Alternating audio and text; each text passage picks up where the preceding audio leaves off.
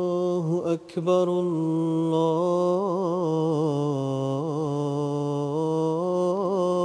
الله أكبر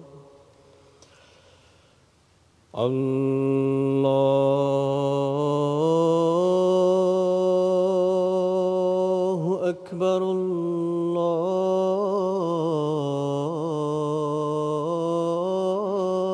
الله أكبر أشهد أن لا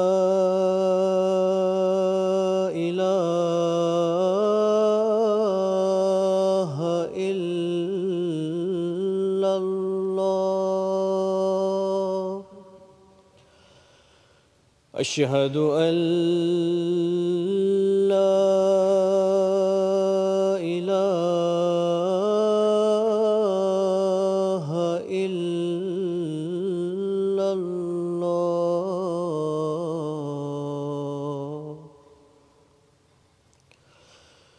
أشهد أن محمدًا رسول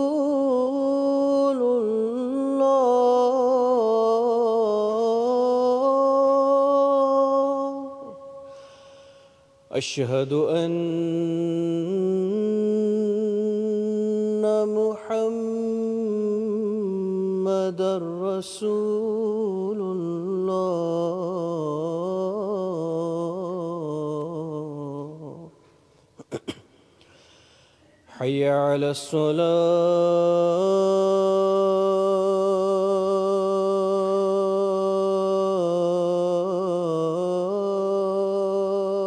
الصلاة حي على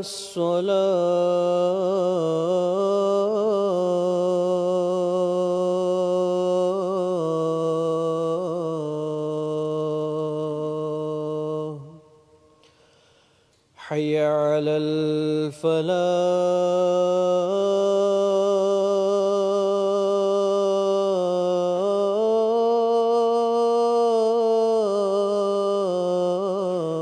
الفلاح حي على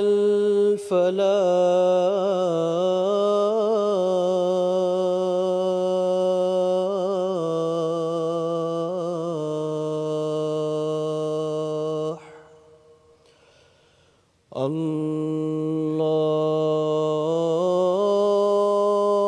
الله أكبر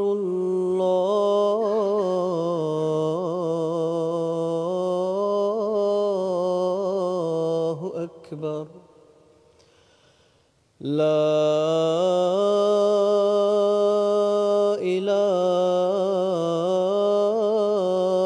إله إلا الله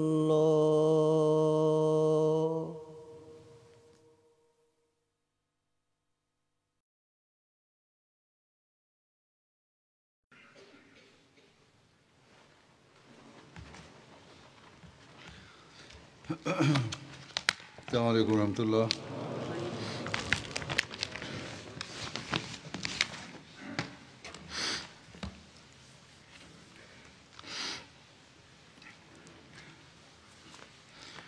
أشهد أن لا إله إلا الله وحده لا شريك له وأشهد أن محمدًا عبده ورسوله أما بعد فأعوذ بالله من الشيطان الرجيم بسم الله الرحمن الرحيم الحمد لله رب العالمين الرحمن الرحيم مالك يوم الدين إياك نعبد وإياك نستعين اهدنا الصراط المستقيم صراط الذين أنعمت عليهم غير المغضوب عليهم ولا الضالين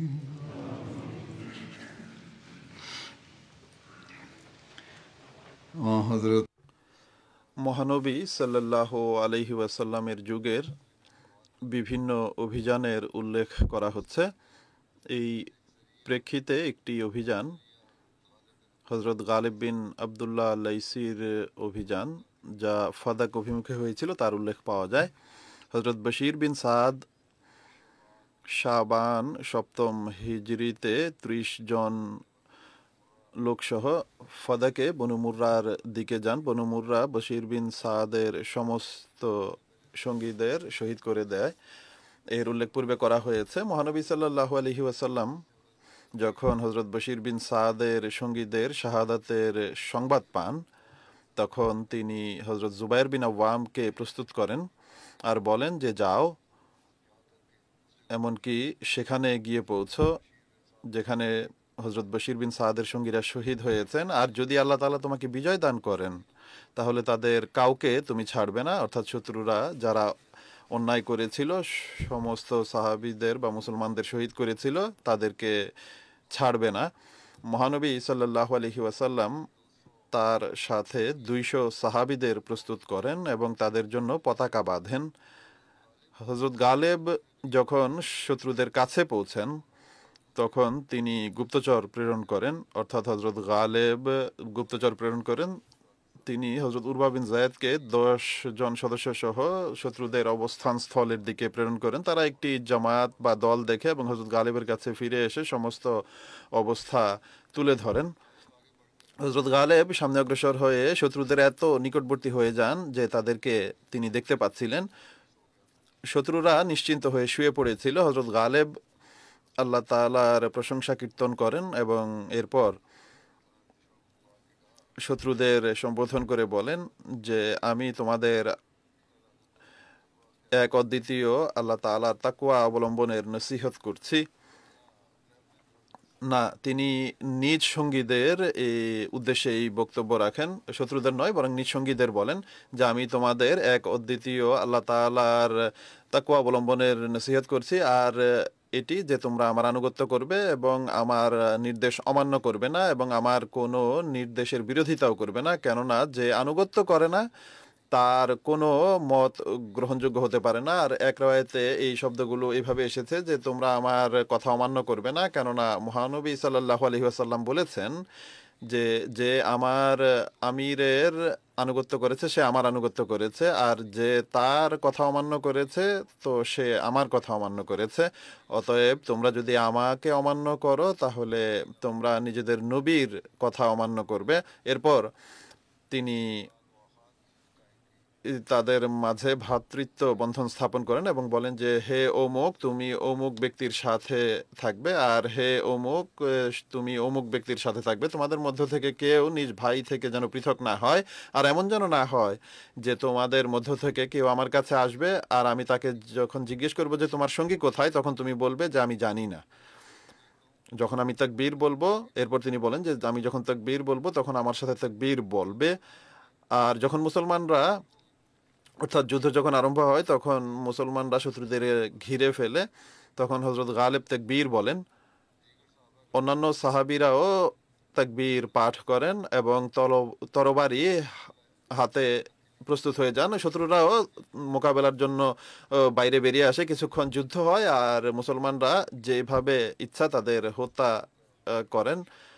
সেদিন মুসলমানদের রণসঙ্গীত ছিল আমেত আমেত। মুসলমানরা বহু উট এবং বকরি বা ছাগল মালে গনিমত হিসেবে হাঁকিয়ে নিয়ে আসে।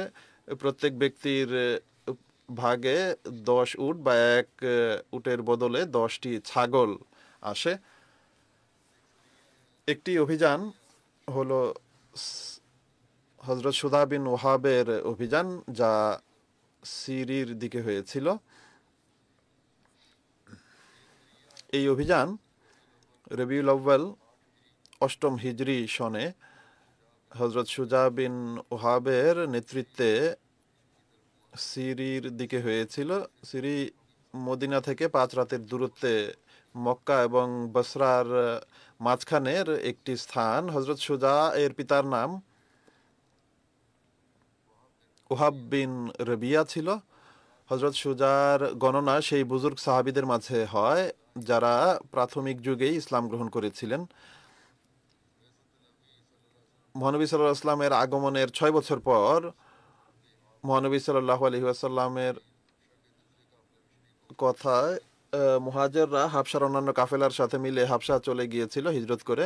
কিছুদিন পর এই খবর আসে যে মক্কায় মানুষ মুসলমান হয়ে গেছে। হযরত সুজা মক্কায় তখন ফিরে আসেন। মহানবী সাল্লাল্লাহু আলাইহি ওয়াসাল্লাম যখন সাহাবীদেরকে মদিনায় হিজরত করার নির্দেশ দেন, তখন তিনি তার ভাই উকবা বিন ওয়াহাবের সাথে মক্কাকে বিদায় জানিয়ে মদিনায় চলে যান।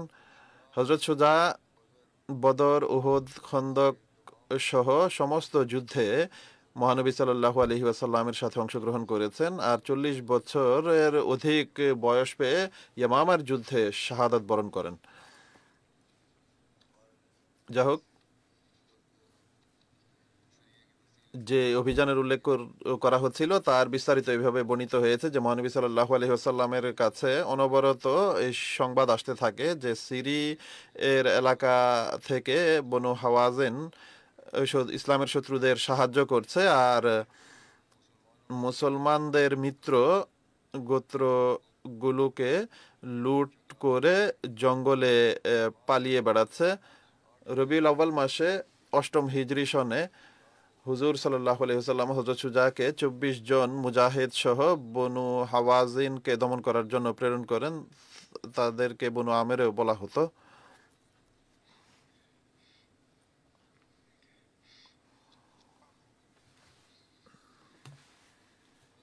হযরত সুজা মুজাহিদদের সাথে রাতের বেলায় সফর করতেন আর দিনের বেলায় লুকিয়ে থাকতেন। এমনকি হঠাৎ সকালবেলা বনু আমেরের কাছে গিয়ে পৌঁছেন এবং তাদের উপর আক্রমণ করেন।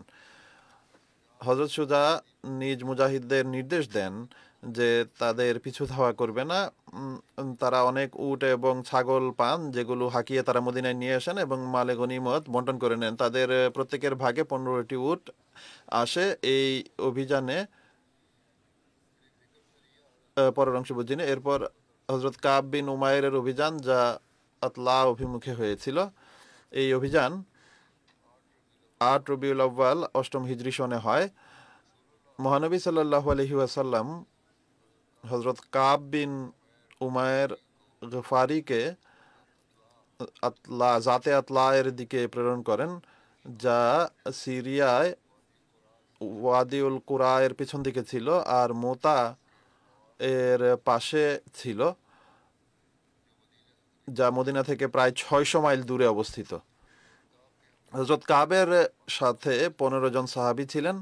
মহানবী সাল্লাল্লাহু আলাইহি ওয়াসাল্লাম সংবাদ পেয়েছিলেন যে বনু কুজা ওয়াদিউল কুরা থেকে সামনে জাতে আতলাতে মুসলমানদের উপর আক্রমণ করার জন্য বেশ লোক জমায়েত করা আরম্ভ করেছে। জাতে আতলা পৌঁছে হযরত কাব শত্রুদের অনেক বড় সেনাবাহিনী পান। এর কারণ ছিল এই যে হযরত কাব রওনা হয়ে যখন জাতে আতলার নিকটে পৌঁছেন তখন শত্রুদের এক গুপ্তচর তাদের দেখে ফেলে এবং সে তৎক্ষণাৎ নিজ লোকদের মুসলমানদের আগমনের সংবাদ দিয়ে দেয়। তারা প্রস্তুত করে নেয় এবং বেশ বড় দল গঠন করে নেয়। সাহাবীরা তাদেরকে ইসলামের প্রতি আহ্বান জানালে তারা অস্বীকার করে এবং তারা সাহাবীদের উপর তীরন্দাজি আরম্ভ করে। মহানবী সাল্লাল্লাহু আলাইহি ওয়াসাল্লামের সাহাবীরা তাদের এই আচরণ দেখলে তাদের বিরুদ্ধে প্রচণ্ড যুদ্ধ করেন, এমনকি লড়াই করতে করতে তারা সবাই শহীদ হয়ে যান। এই সাহাবীদের মাঝে এক সাহাবী নিহতদের মাঝে আহত অবস্থায় ছিলেন, যিনি সেখান থেকে প্রাণ রক্ষা পেয়ে চলে আসেন। এক রেওয়ায়ত অনুযায়ী হযরত কাব বিন উমায়ের স্বয়ং ছিলেন সেই সাহাবী। যা হোক, লেখা আছে যে রাতের বেলা তিনি উঠে সওয়ার হয়ে রাসূলুল্লাহ সাল্লাল্লাহু আলাইহি ওয়াসাল্লামের কাছে চলে আসেন এবং মহানবী সাল্লাল্লাহু আলাইহি ওয়াসাল্লামকে এই ঘটনার সংবাদ জানান। তিনি এই সংবাদ পেয়ে খুবই কষ্ট পান। মহানবী সাল্লাল্লাহু আলাইহি ওয়াসাল্লাম তখনই তাদের দিকে একটি সেনাবাহিনী প্রেরণের ইচ্ছা করেন, কিন্তু এরপর তিনি জানতে পারেন যে তারা সেই স্থান থেকে অন্যত্র চলে গেছে। তাই তিনি সাল্লাল্লাহু আলাইহি ওয়াসাল্লাম এই বাসনা পরিত্যাগ করেন। মুতার যুদ্ধ, এটি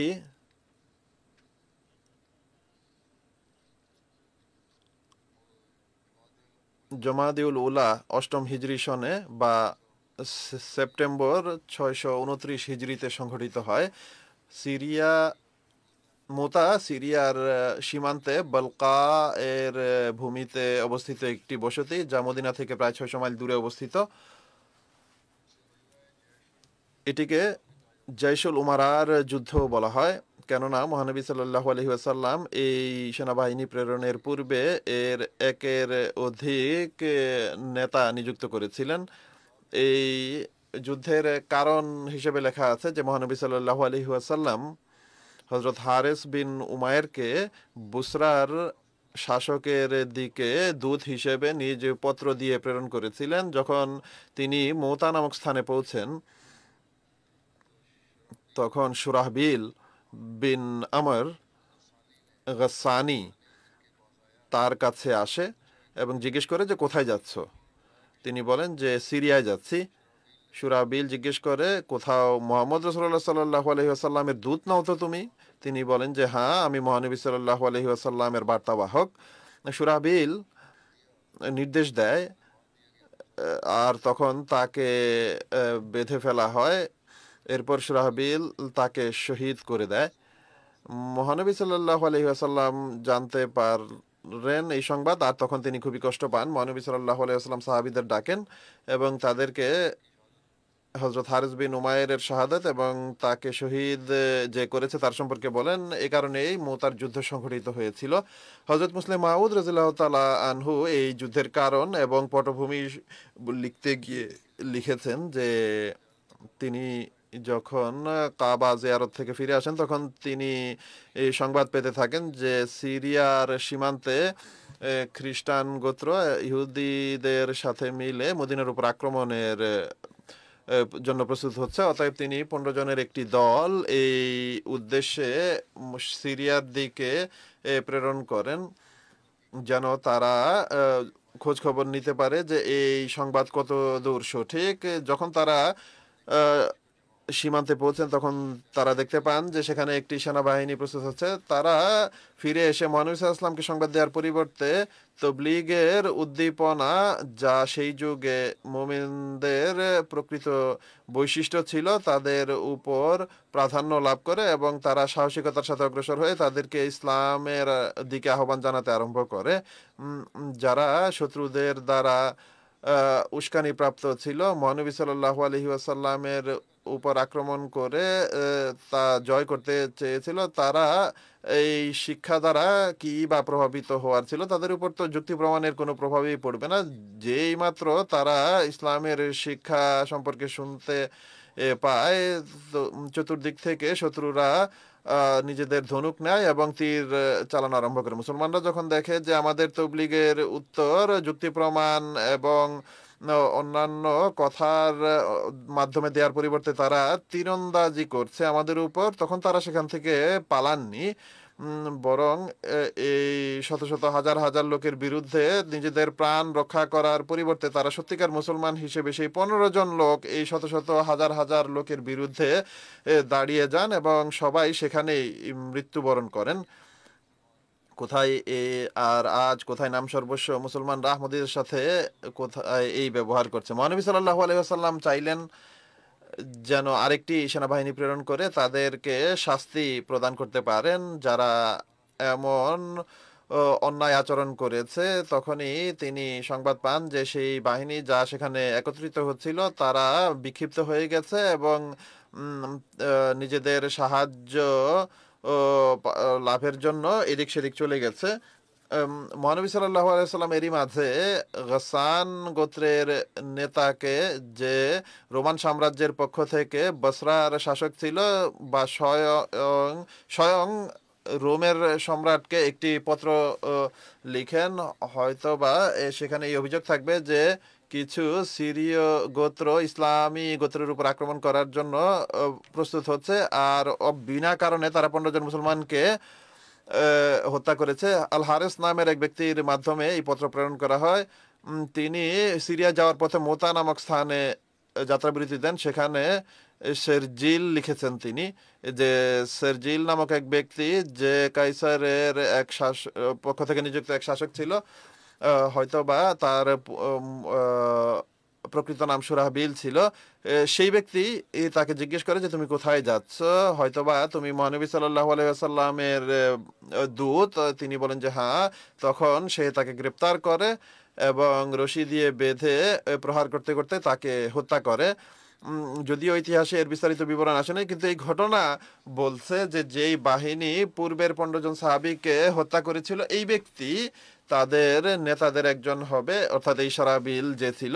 অতএব এই প্রশ্ন করা যে হয়তোবা তুমি মহানবী সাল্লাল্লাহু আলাইহি ওয়াসাল্লামের দূত হবে, এটি বলছে যে সে ভয় পাচ্ছিল যে মুহাম্মদ সাল্লাল্লাহু আলাইহি ওয়াসাল্লাম কাইসারের কাছে অভিযোগ করবেন যে তোমার এলাকার লোকেরা আমাদের এলাকার লোকদের উপর আক্রমণ করে, আর সে হয়তোবা ভয় পাচ্ছে যে হয়তোবা বাদশার পক্ষ থেকে আমাদেরকে জিজ্ঞাসিত করা হবে বা আমাদের কাছে কারণ জানতে চাওয়া হবে।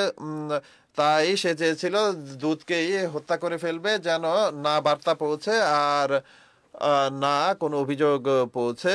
কিন্তু আল্লাহ তাআলা তার কাজ প্রকাশ করে দেন এবং রাসূলুল্লাহ সাল্লাল্লাহু আলাইহি ওয়াসাল্লাম হারেসের মৃত্যুবরণের সংবাদ কোনো না কোনোভাবে পেয়ে যান, আর তিনি এই পূর্বের ঘটনা এবং এই ঘটনার শাস্তি দেওয়ার জন্য 3000-এর সেনাবাহিনী প্রস্তুত করে যায়েদ বিন হারেসা, যিনি তার মুক্ত কৃতদাস ছিলেন, তার নেতৃত্বে সিরিয়ার দিকে প্রেরণ করেন।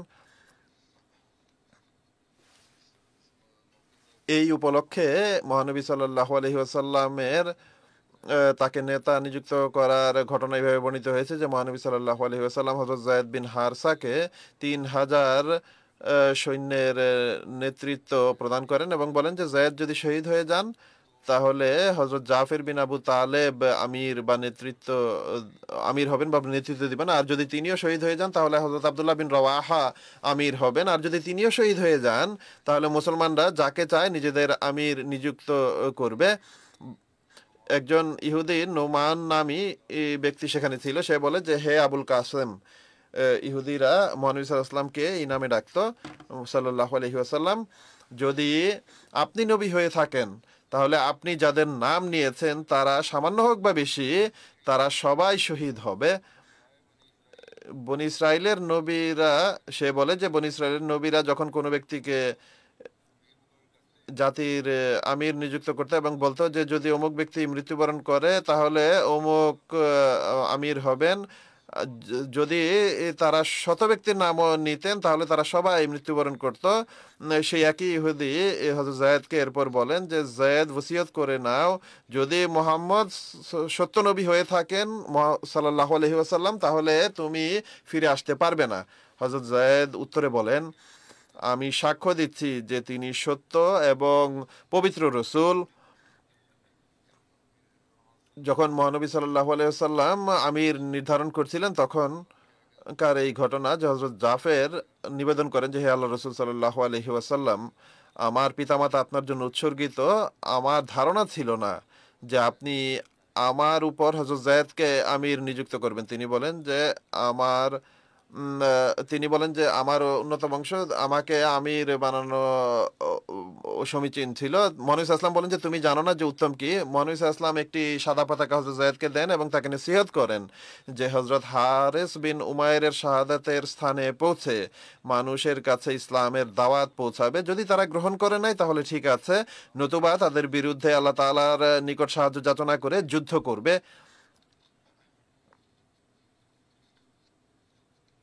রাসূলুল্লাহ সাল্লাল্লাহু আলাইহি ওয়াসাল্লাম তাদেরকে বিদায় জানান এবং ওসিয়ত করেন। এ সম্পর্কে বিস্তারিত বর্ণনা হলো। মানুষ প্রস্তুতি নিয়ে রওনা হয় আর মদিনা থেকে 3 মাইল দূরে জুরুফ নামক স্থানে পুরো বাহিনী একত্রিত হয়ে যায়। মহানবী সাল্লাল্লাহু আলাইহি ওয়াসাল্লাম তাদেরকে বিদায় জানানোর জন্য সানিয়াতুল বিদা পর্যন্ত আসেন।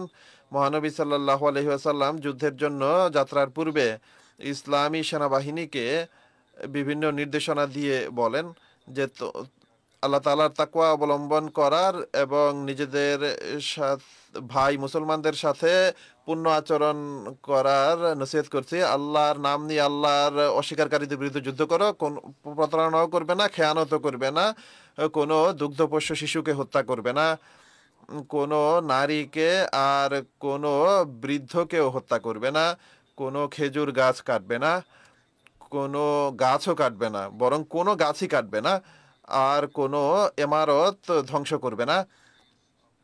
অধিকন্তু তিনি সেনাবাহিনীর কমান্ডার যিনি ছিলেন তাকে বলেন যে তুমি যখন কোনো মুশরিকের সাথে সাক্ষাৎ করবে তখন তাকে 3টি বিষয়ের মধ্য থেকে যে কোনো একটির প্রতি দাওয়াত দিবে, যাই সে মেনে নেয় সেটিকে গ্রহণ করে নেবে আর তাদেরকে কষ্ট দিবে না। তাদেরকে দাওয়াত দিবে যে তারা যেন নিজ শহর থেকে মুহাজিরদের শহরে চলে যায়। যদি তারা এভাবে করে তাহলে তাদেরকে বলবে যে তাদের জন্য তাই রয়েছে যা মুহাজিরদের জন্য রয়েছে, আর তাদের জন্য তাই নির্ধারিত যা মুহাজিরদের জন্য নির্ধারিত। যদি তারা অস্বীকার করে তাহলে তাদেরকে বলবে যে তারা যেন মুসলমানদের মধ্য থেকে আহলে বাদিয়া অর্থাৎ গ্রামবাসীদের প্রতি যায়, তাদের জন্য আল্লাহর সেই নির্দেশই থাকবে যা অন্যান্য মুসলমানদের জন্য থাকবে, কিন্তু তাদেরকে মালে গনিমত বা মালে ফায় থেকে কিছুই দেয়া হবে না, এমনকি তারা মুসলমানদের যতক্ষণ না তারা মুসলমানদের সাথে হয়ে যুদ্ধ করবে। আর যদি তাও তারা না মানে তাহলে তাদের কাছে জিজিয়া চাইবে, আর যদি তারা তা মেনে নেয় তাহলে তাদেরকে কষ্ট দেয়া থেকে বিরত থাকবে, আর যদি তারা তাও অস্বীকার করে দেয় তাহলে আল্লাহ তাআলার কাছে তাদের বিরুদ্ধে সাহায্য চাইবে এবং তাদের বিরুদ্ধে জিহাদ করবে। যদি তোমরা কোনো দুর্গ বা শহরের অবরোধ করো আর তারা আল্লাহ এবং রসুলের জিম্মাদারি নেয় তাহলে তাদের জন্য আল্লাহ এবং রসুলের জিম্মাদারি নির্ধারণ করবে না, অর্থাৎ এমন কোনো চুক্তি তাদের সাথে করবে না, বরং নিজেদের এবং নিজেদের পিতৃপুরুষদের দায়িত্ব গ্রহণ করবে। যদি তোমরা তোমাদের অঙ্গীকার এবং পিতৃপুরুষদের অঙ্গীকার ভঙ্গ করো তাহলে এটি আল্লাহ এবং রসুলের অঙ্গীকার ভঙ্গের ন্যায় হবে না। হযরত মুসলিম মাউদ রাদিয়াল্লাহু তাআলা আনহু এর বিস্তারিত বিবরণ এভাবে বলেছেন।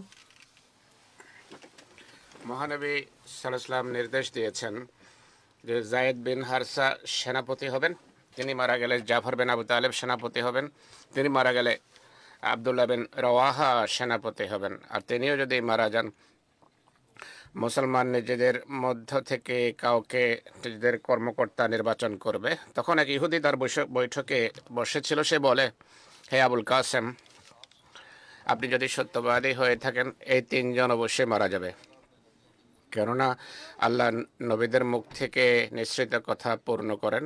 এরপর জায়েদকে সম্বোধন করে বলে যে আমি তোমাকে সত্য বলছি, যদি মুহাম্মদ রাসূলুল্লাহ খোদার সত্য নবী হয়ে থাকেন তুমি কখনো জীবিত ফিরে আসবে না। জায়েদ উত্তরে বলেন, আমি ফিরে আসি বা না আসি, মুহাম্মদ রাসূলুল্লাহ আল্লাহর সত্য নবী। দ্বিতীয় দিন সকালে বাহিনী যাত্রা করে আর মহানবী সাল্লাল্লাহু আলাইহি ওয়াসাল্লাম এবং সাহাবী তাকে বিদায় দেওয়ার জন্য যায়। মহানবীর জীবদ্দশায় মহানবীর অনুপস্থিতিতে এত বড় বাহিনী কোনো মুসলমান জেনারেলের অধীনে কোনো সাধারণ কাজের জন্য বের হয়নি। মহানবী এই বাহিনীর সাথে বাহিনীকে এগিয়ে দিচ্ছিলেন আর নসিহত করছিলেন। মদিনার বাইরে সেই জায়গায় যেখানে গিয়ে তিনি মদিনায় প্রবেশ করেছিলেন, যেখানে সচরাচর মদিনাবাসীরা তাদের মুসাফিরদের বিদায় দিত, তিনি দাঁড়িয়ে যান এবং বলেন, আমি তোমাকে আল্লাহর তাকওয়া অবলম্বনের নসিহত করছি। সেনাবাহিনীকে সেখানে নসিহত করেন, তোমাদেরকে আল্লাহর তাকওয়া অবলম্বনের, আল্লাহকে ভয় করার নসিহত করছি। যত মুসলমান তোমার সাথে রয়েছে তাদের সাথে সদ্ব্যবহার করো, তোমরা আল্লাহর নামে যুদ্ধের জন্য যাও, তোমাদের এবং খোদার শত্রুদের মাঝে যারা সিরিয়ায় রয়েছে তাদের সাথে যুদ্ধ করো, তোমাদের এবং খোদার শত্রু যারা সিরিয়াতে আছে তাদের সাথে যুদ্ধ করো। যখন সিরিয়া যাবে সেখানে এমন লোক পাবে যারা ইবাদতগাহে বসে আল্লাহকে স্মরণ করে। তোমরা তাদের তাদেরকে বিরক্ত করো না, তাদেরকে কষ্ট দিও না। আর শত্রুর দেশে কোনো নারীকে হত্যা করবে না, কোনো শিশুকে হত্যা করো না, কোনো অন্ধকেও মারবে না, কোনো বয়োবৃদ্ধকে হত্যা করবে না, কোনো বৃক্ষ কেটো না, কোনো বাড়িঘর ভূপাতিত করবে না। এই নসিহত করে মহানবী সেখান থেকে ফিরে আসেন আর ইসলামী বাহিনী সিরিয়ার দিকে এগিয়ে যায়। আরেক জায়গায় এর বিস্তারিত বিবরণ তিনি এইভাবে দিয়েছেন। আল্লাহ তাআলার বিশেষ প্রজ্ঞা এই ঘটনা সেভাবে পূর্ণ হয়েছে, অর্থাৎ সেনাপতিদের শহীদ হওয়ার কথা যা তিনি বলেছিলেন সেটি সেভাবে হয়েছে। প্রথমে হযরত যায়েদ শহীদ হন, এরপর জাফর সেনাবাহিনীর নেতৃত্ব নিজের হাতে নেন, তিনিও শহীদ হন। এরপর হচ্ছে আব্দুল্লাহ বিন রওয়াহা সেনাবাহিনীর নেতৃত্ব নিজের হাতে নেন, তিনিও মারা যান।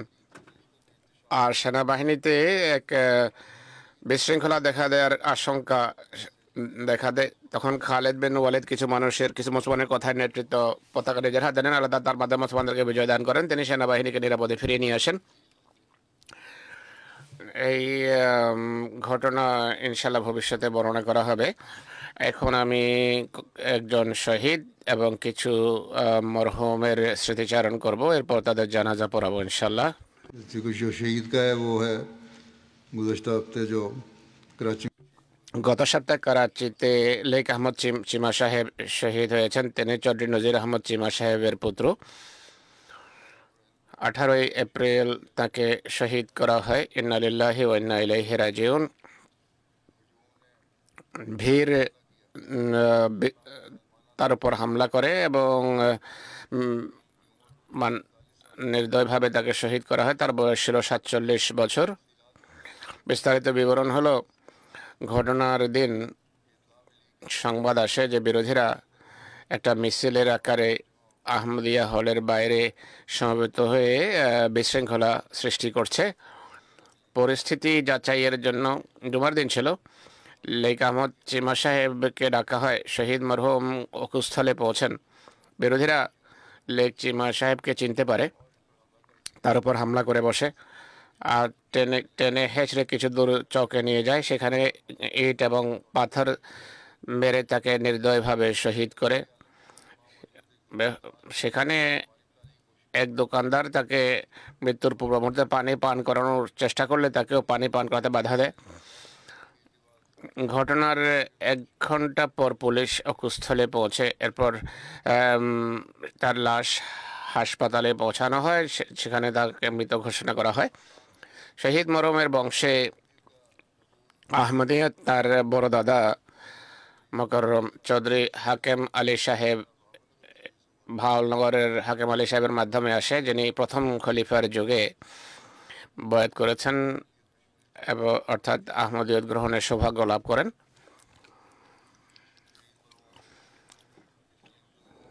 তিনি খুব বেশি পড়ালেখা করেননি। তার একটা ওয়ার্কশপ ছিল, গাড়ি এবং মোটর সাইকেল মেরামত করতেন।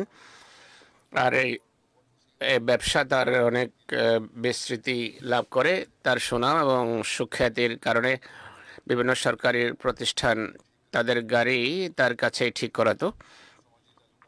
সামাজিক সম্পর্ক তার অত্যন্ত ব্যাপক ছিল। এই কারণে আল্লাহ তাআলার কৃপায় শহীদ ওসিয়ত করেছিলেন জামাতি কাজ করা এবং খিদমতের জন্য সদা প্রস্তুত থাকতেন। তাহাজ্জুদ পড়তেন রীতিমতো, 5 বেলার নামাজ আদায় করতেন। সন্তানদের রীতিমতো বাজামাত নামাজ পড়ার জন্য সাথে নিয়ে যেতেন।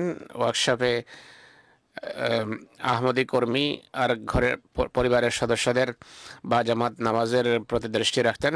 কাজের ব্যস্ততা থাকলেও কাজ ছেড়ে নামাজ পড়াকে প্রাধান্য দিতেন। এমন নয় যে ব্যবসায় ডুবে থাকবেন বা কাজে কর্মে ডুবে থাকবেন না। সচরাচর এমন ব্যবসায়ীরা, এই ধরনের ব্যস্ত লোকেরা নামাজের প্রতি মনোযোগ দেয় না, কিন্তু তিনি কখনো নামাজ নষ্ট হতে দেননি। খুবই মিশুক এবং অন্যের প্রতি গভীর ভালোবাসা রাখতেন। সবাইকে আপনজনের মতো দেখতেন। খেলাফতের সাথে তার বিশেষ সুসম্পর্ক ছিল। এমটি এর বিভিন্ন অনুষ্ঠান, বিশেষ করে খুতবা এমটিতে যখনই প্রচারিত হতো অবশ্যই শুনতেন। জামাতি কেসের জন্য তিনি জামাতি কেস যখন হয়তো শুনানিতে যেতেন, বিরোধীরা তাকে অনেক ধমকি হুমকি দেয়। আগে থেকেই, পূর্ব থেকেই তিনি ধমকি হুমকি পাচ্ছিলেন। কোরআনের প্রতি তার গভীর ভালোবাসা ছিল। পূর্বে কোরআন পড়তে জানতেন না, বড় হওয়ার পর কোরআন পড়া শিখেছেন। আর সবসময় কোরআন তেলাওয়াত করতেন, রেকর্ডিংও শুনতেন। তার ওয়ার্কশপে কোরআনের রেকর্ডিং লাগিয়ে রাখতেন।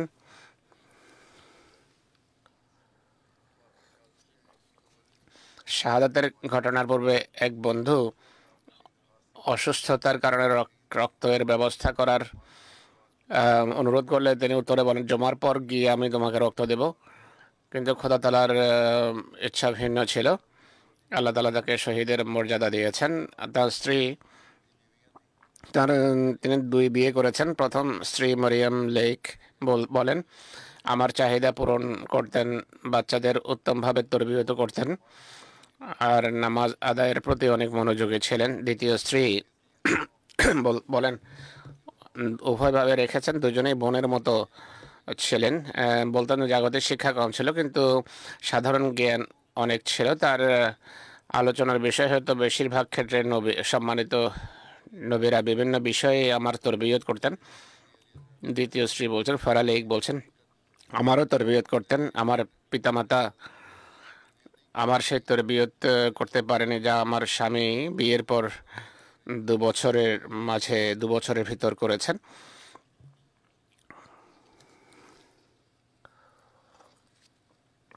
বা 2 বছরে আমার যে তরবিয়ত করেছেন, আমার পিতামাতা সারা জীবন সেই তরবিয়ত করতে পারেননি। শহীদ মরমের ভাই বলছেন, ভাই বলেছেন,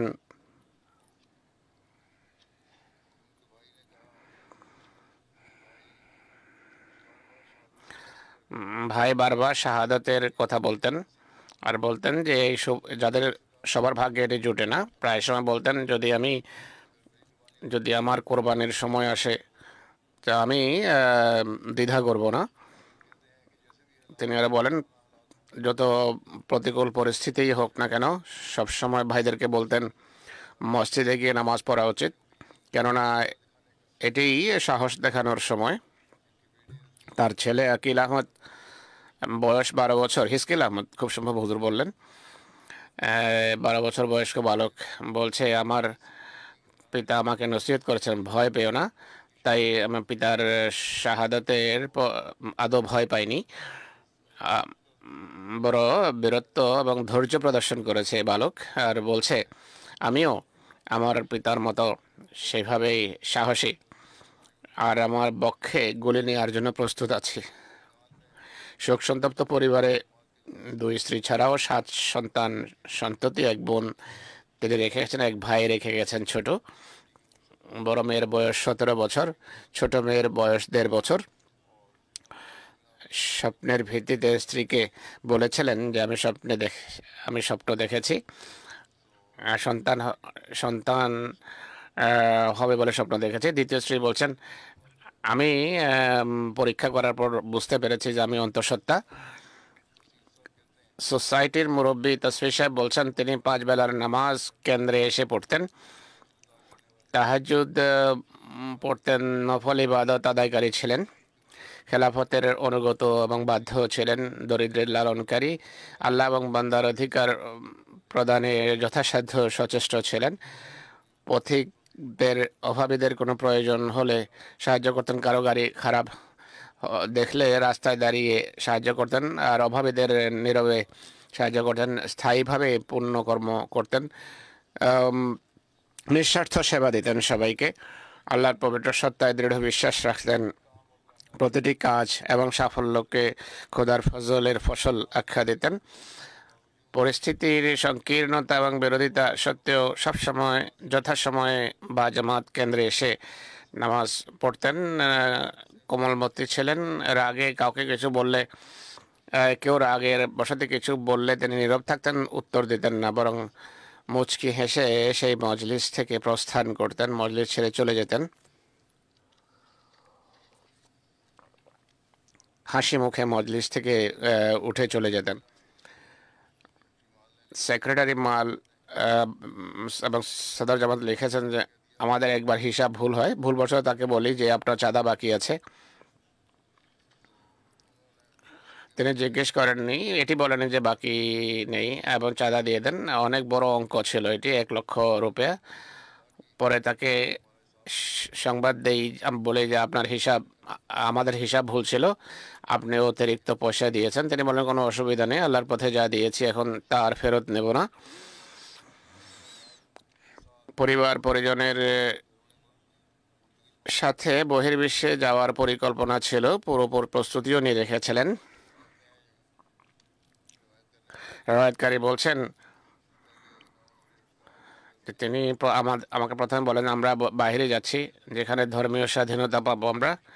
আমার বাসনা হলো সন্তানরা আজান এবং তাকবীর, আমার ইচ্ছা হলো সন্তানদেরকে আজান এবং তাকবীর উচ্চস্বরে শিখিয়ে দিতে পারি, সেখানে গিয়ে যেন ঘরে বাজাবার নামাজ পড়তে পারি, যথারীতি আজান দেব এবং নামাজ যেন পড়তে পারি। আল্লাহ তাআলা শহীদের পদমর্যাদা উন্নীত করুন, তার পরিবার পরিজনকেও নিরাপত্তার গণ্ডিতে স্থান দেন, শত্রুর শাস্তির ব্যবস্থা করুন আল্লাহ তাআলা।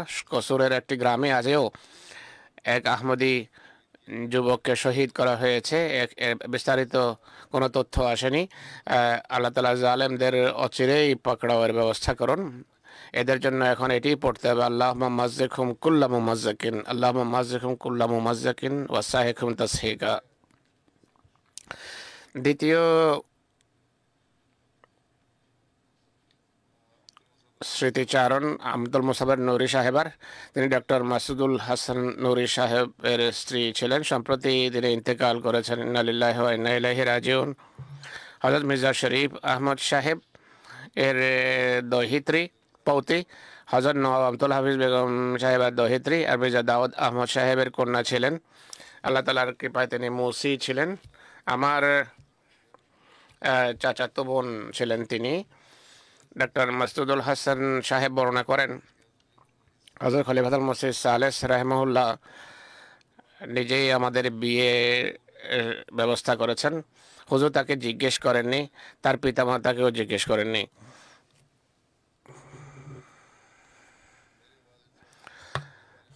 আমার পিতার কাছে আমার সম্পর্কে জিজ্ঞেস করেন যে এর বিয়ের ব্যবস্থা করতে চাই। তখন কর্নেল দাউদ ও তার স্ত্রী কে যখন খলিফা সালেহ বলেন, তারা বলেন আমরা ইস্তেখারা করিনি কিছুদিন। হুজুর বলেন আমি ইস্তেখারা করেছি আর ইস্তেখারার প্রয়োজন নেই, এখন বিয়ে হোক। বিয়ে হয়ে যায়। আল্লাহ তাআলার ফজলে 51 বছরের বিবাহিত জীবন অত্যন্ত ভালোবাসার মাঝে অতিবাহিত হয়েছে। নামাজ এবং ইবাদতে অভ্যস্ত ছিলেন, দরিদ্র লালনকারী এবং কারিনী ও অতিথি পরায়ণ ছিলেন। খোদার উপর অশেষ অগাধ আস্থা ছিল তার। বেশ কিছু বছর থেকে গভীর দৃষ্টিকোণ থেকে কোরআন পড়ার আগ্রহ জন্মে তার। জামাতের বিভিন্ন আলেমকে প্রায় সময় প্রশ্ন করতেন, বিভিন্ন ধর্ম সম্পর্কে পড়ার আগ্রহ ছিল তার। ডাক্তার বলেন আমার ওয়াকফ এবং আমার পড়ালেখার ক্ষেত্রে ওনার অনেক বড় ভূমিকা ছিল। কোনো আনন্দের মুহূর্ত আসলে বা বাইরে কোনো ভ্রমণে যাওয়ার থাকলে বা হাসপাতালের ইমার্জেন্সি থাকলে নিজেও ত্যাগ স্বীকার করতেন, বলতেন যে আমি যাব না। গত 3-4 বছর ধরে অসুস্থ চলে আসেন, ধৈর্যের সাথে কষ্ট সহ্য করেছেন। কখনো তার পুত্র ডক্টর খালেদ নুরি আমেরিকায় আছেন, ফজলাবাদ হাসপাতালে ইনিও আসেন, ওয়াকফে আরজি করতে আসেন। তিনি বলছেন আমার মা জামাতের এক নিষ্ঠাবতী নারী ছিলেন, খেলাফতের প্রতি সুগভীর ভালোবাসা ছিল তার। কোনো বাজে কাজ যেমন পরচর্চা, গীবত ইত্যাদি করতেন না। কোরআন বুঝে শুনে পড়েছেন পুরো কোরআন। মুসলিমদের বই পুস্তক পাঠ করতেন, তাজকিরা গভীর মনোযোগ সহকারে পড়তেন, সবসময় সাথে রাখতেন।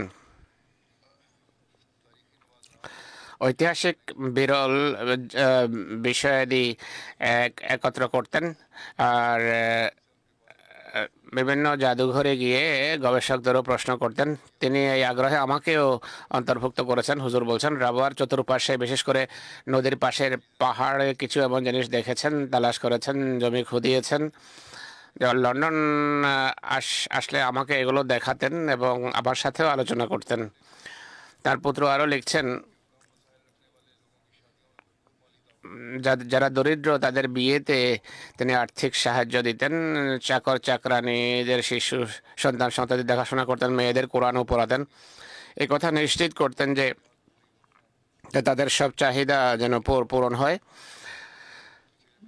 মানুষের সাথে সাক্ষাতের সময় তিনি তার চেহারা হাস্যোজ্জ্বল থাকতো। তার মেয়ে মুবারকা বলছেন, আমার পড়ালেখার গভীর আগ্রহ ছিল। মুসলিমদের বই পুস্তক হোক বা খ্রিস্ট ধর্ম সংক্রান্ত কথা হোক বা হিন্দু ধর্ম সংক্রান্ত বই হোক, বিভিন্ন বিষয়ে পড়তেন এবং অনেক জ্ঞান অর্জন করেছিলেন তিনি। পড়ালেখা অনেক হয়েছে। ওয়াকফে জিন্দেগিকে গভীর শ্রদ্ধার দৃষ্টিতে দেখতেন। আমার পিতাকে সবসময় তিনি সাপোর্ট দিয়েছেন, পিতার পাশে দাঁড়িয়েছেন সবসময়। অবসরের পর ডাক্তার সাহেব জীবন ওয়াকফ করেন, অথচ এরপরও ডাক্তার সাহেব অনেক জাগতিক উচ্চ পর্যায়ে চাকরি পেতে পারতেন। অনেক চাকরি করার সুযোগ ছিল তার, বড় অঙ্কের। আমার পিতার ও আহমদী আত্মীয়রাও সমবেদনা জানানোর জন্য এসেছিলেন এবং তারা বলেন ইনি পরিবারের মাঝে লোকদের মাঝে দৃঢ় বন্ধন স্থাপন করেছে। তিনি আমাকে নসিহত করেছেন, ঘরের কথা বাইরে বলবে না, যে কথা বলার খলিফাবাগকে বলো। তিনি যেই নসিহত করেন সেই নসিহতের উপর অবশ্যই আমল করবে। আর বলতেন ঝগড়া বিবাদের সময় নষ্ট করবে না। তাহের হাটের ড্রাইভার জালাল আহমদ খান বলছেন, খুবই নেক, পুণ্যবতী, চরিত্রবান এবং সহানুভূতিশীল নারী ছিলেন। সবসময় সফরে আমাদের দেখাশোনা করতেন। সফরে কোরআনের সিডি লাগিয়ে সারা পুরো রাস্তা এটি শুনতেন। আমার স্ত্রী সন্তানের বিষয়ক তিনি খুবই স্নেহশীল ছিলেন, যত্নবান ছিলেন। বড় বড় শহরে যখন যেতাম, দোকানদার বিশেষ করে পিন্ডি এবং ইসলামাবাদের ব্যবসায়ীরা তাকে জানতো, যাওয়া আসা করতেন। তারা জিজ্ঞেস করতো অনেকদিন পরে এসেছেন, ব্যাপার কি? প্রথম দিকে জিজ্ঞেস হলে তিনি বলেন, আমরা এখন রাবুয়া স্থানান্তরিত হয়েছে, যেখানে জামাতের হাসপাতাল আছে, আমার স্বামী সেখানে কাজ করেন। তিনি আমরা পেরেশান হতাম যে তার কোনো ভয় পেতেন না এটি বলতে গিয়ে। আল্লাহ তাআলা তার প্রতি কৃপা করুন। পরবর্তী স্মৃতিচারণ জনাব হাসান সানাও আবু বকর সাহেবের, যিনি বুর্কিনা ফাসোর স্থানীয় মুবাল্লিগ ছিলেন। সম্প্রতি 63 বছর বয়সে ইহধাম ত্যাগ করেন। ইন্না লিল্লাহি ওয়া ইন্না ইলাইহি রাজিউন। রমজান মাসে প্রতিদিন জুলা ভাষায় কোরআনের দরস দিতেন, আর এই দরস রেডিও ইসলামিক আহমদিয়ায় প্রচারিত হতো। মৃত্যুর একদিন পূর্বে 22 মার্চও তিনি দরস দেন। প্রাথমিক পড়ালেখা ববুজারাসতেই তিনি করেছেন। এটি বুর্কিনা ফাসোর একটি শহর, সেখানে প্রাথমিক শিক্ষা অর্জন করেন। উচ্চশিক্ষার জন্য এরপর মরিতানিয়া চলে যান। সেখানে উচ্চশিক্ষা অর্জনের পর জামিয়া আজহারে যান মিশরে। আরবি জবানে উচ্চশিক্ষা অর্জন করেন এবং কথা বলার দক্ষতা অর্জন করেন। আরবি ভাষায় তার পুরো দক্ষতা ছিল, খুব ভালো আরবি বলতেন।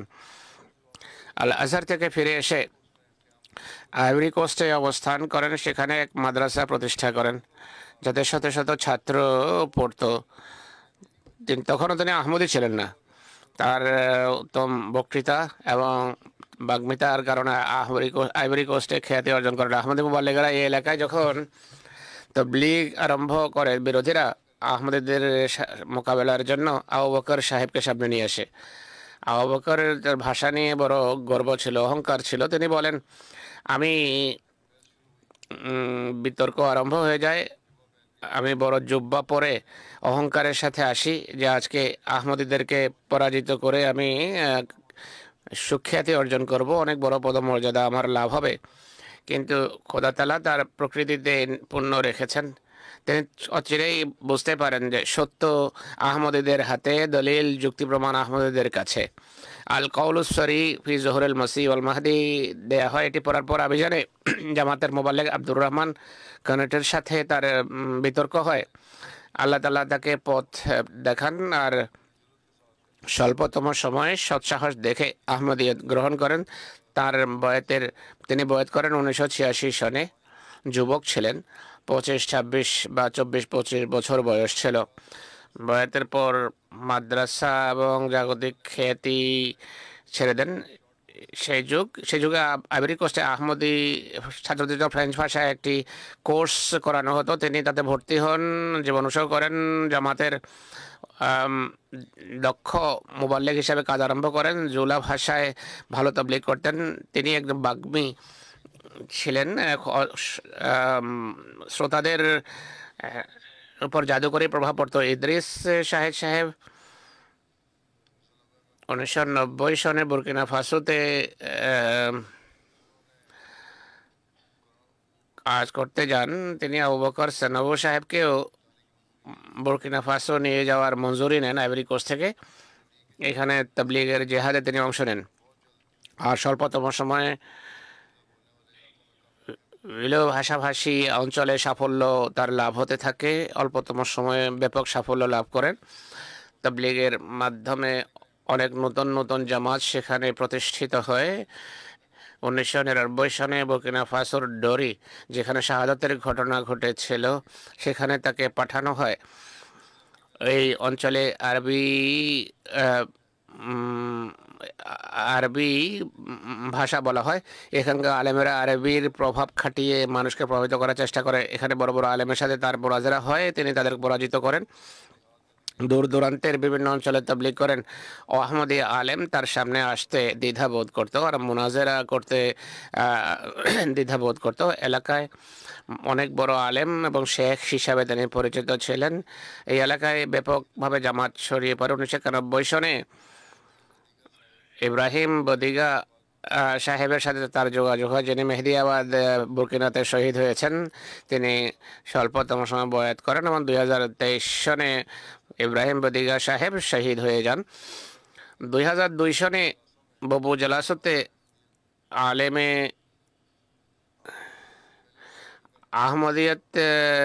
আহমদিয়তের প্রথম রেডিও প্রতিষ্ঠিত হয়। আবু বকর রেডিওতে 1 নম্বর বক্তা ছিলেন। খুবই সফল দায়ী আল্লাহ। তার তাবলীগের লক্ষ লক্ষ মানুষের কাছে আহমদিয়তের বার্তা পৌঁছেছে। হাজার হাজার মানুষ আহমদিয়ত গ্রহণের সৌভাগ্য লাভ করেছে। ন্যাশনাল মাজলিসে আমেলার সদস্য হিসেবে কাজ করেছেন অনেক বছর। মৃত্যুর সময়ও সেক্রেটারির ইস্তানাতা হিসেবে কাজ করছিলেন। 2012 সনে মালির সিকাসতে তার পদায়ন হয়। সেখানে অসাধারণ দায়িত্ব কাজের সুযোগ হয়েছে। 2019-এ ববু জালাসতে যখন কয়েকজন যুবক জামাতের নিজামের বিরুদ্ধে অপকর্ম আরম্ভ করে, আমি তাকে পুনরায় ববু জালাসও পাঠিয়ে দিই। সেখানে জামাতের প্রেসিডেন্ট নিযুক্ত করা হয় তাকে। তিনি বীরত্বের সাথে, প্রজ্ঞার সাথে আর অনেক পরিশ্রম করে দোয়ার মাধ্যমে সেই ফিতনার নিরসন ঘটান। আর সবাই সেই যুবকরা আবার নবায়ন করে। মা, স্ত্রী, ভাই, 3 পুত্র সন্তান এবং পৌত্রপৌত্রী তিনি রেখে গেছেন। তার স্ত্রী আয়শা কুলিবালি বলছেন, আমার স্বামী সবসময় ইসলামের খেদমতের জন্য প্রস্তুত থাকতেন। ভগ্ন স্বাস্থ্য সত্ত্বেও সবসময় জামাতের অনুষ্ঠান এবং তাবলীগি সফরকে প্রাধান্য দিতে অনেক সময় বলতাম, আপনার স্বাস্থ্য ভালো নয়, কিছু আরাম করুন।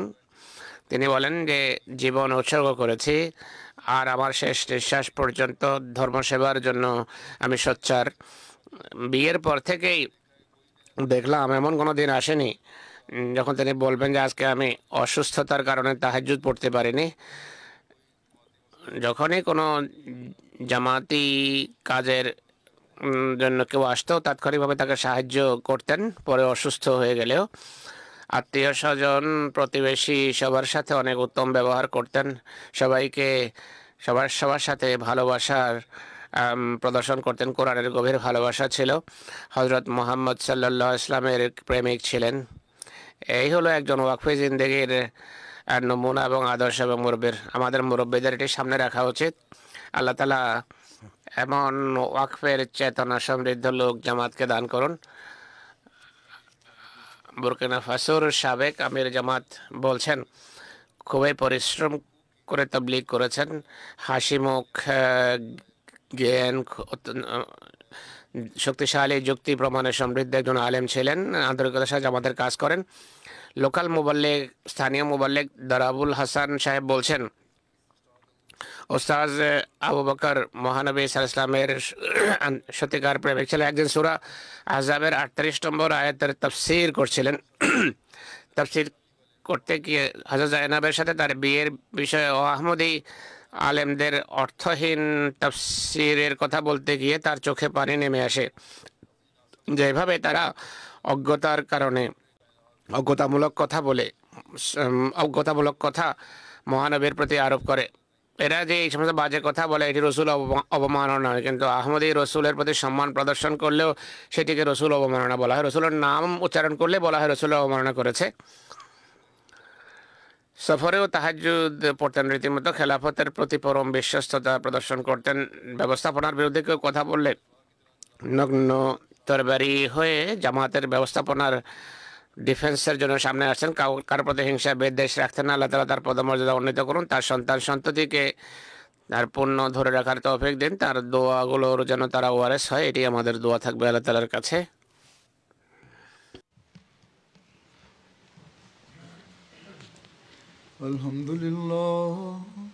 আলহামদুলিল্লাহ নাহমাদুহু ওয়া নাস্তাঈনুহু ওয়া নাস্তাগফিরুহু ونؤمن به ونتوكل عليه ونعوذ بالله من شرور أنفسنا ومن سيئات أعمالنا من يهده الله فلا مضل له ومن يضلل فلا هادي له ونشهد أن لا إله إلا الله ونشهد أن محمدا عبده ورسوله عباد الله رحمكم الله إن الله يأمر بالعدل والإحسان وإيتاء ذي القربى وينهى عن الفحشاء